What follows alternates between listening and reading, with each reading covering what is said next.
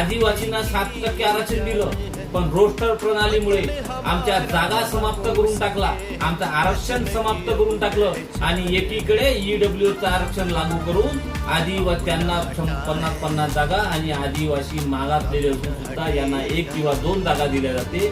ही मोठी किती तफावत या समाजामध्ये आपल्यामध्ये निर्माण झाली, ज्याच्याकडे एकही आदिवासीचं लक्ष नाही, एकही नेत्याचं लक्ष नाही, पक्षातल्या कार्यकर्त्याचं लक्ष नाही, आमदारचं लक्ष नाही, संसद मध्ये आमचे जे नेतृत्व गेले त्यांचं लक्ष नाही। मग लक्ष कोणाकडे आहे तुमचं? हा प्रश्न विचारण्याची वेळ आता आलेली आहे। विद्यार्थ्यांनी किती दिवस काढावं, किती दिवस मोर्चे काढावे?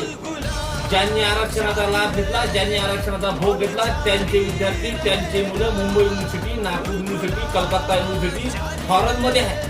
कोणी डॉक्टर झालं, कोणी इंजिनियर झालं, त्यांचे 4-4 मजली बंगले बनले, परंतु माझा अजूनही समाज कुपोषित आहे आणि खेड्यापाड्यात राहतो, कुपोषणाने ग्रस्त झालेला आहे। त्याच्याकडे 2 टाइम करण्याची जेवणाची सोय नाही, त्याला असं वाटते मला आरक्षण आहे, पण आरक्षण तुमच्या अशा नालायकपणामुळे, तुमच्या अशा दळबदी वागण्यामुळे आमचं आरक्षण समाप्त होत आहे। उद्या लय मोठा काळी उद्गार होईल तुमच्या घरावर, लक्षात ठेवा।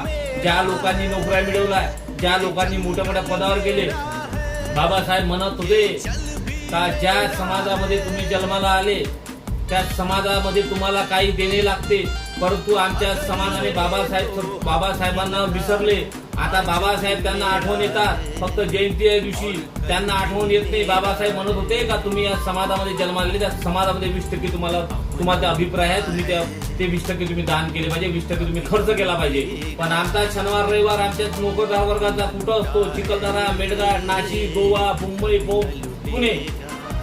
समाजासाठी यांचं हित नाही। आता सरकारवर मोर्चा कमी, आता यांच्या घरावर मोर्चा काढणं खूप गरजेचं आहे। ज्यांचे पोरं फॉरेन मध्ये, आमचा विद्यार्थी रस्त्यावर, आमचा विद्यार्थी जेलात, आमचा विद्यार्थी उपोषण आले, अशा या मूर्ख लोकांमुळे आमच्या समाजाची व्यथा अजिबात खतम झालेली आहे। आमच्या व्यथा कोणी ऐकायला तयार नाही, आमची काळजी कोणी घ्यायला तयार नाही, आमच्यासाठी कोणी लढायला तयार नाही।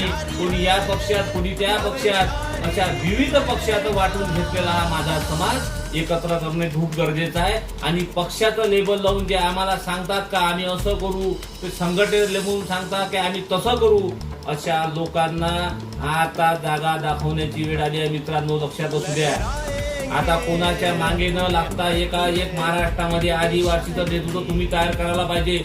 विद्यार्थ्यांनी स्वबळावर आपण लढाई लढून राहिलो, ज्या लोकांनी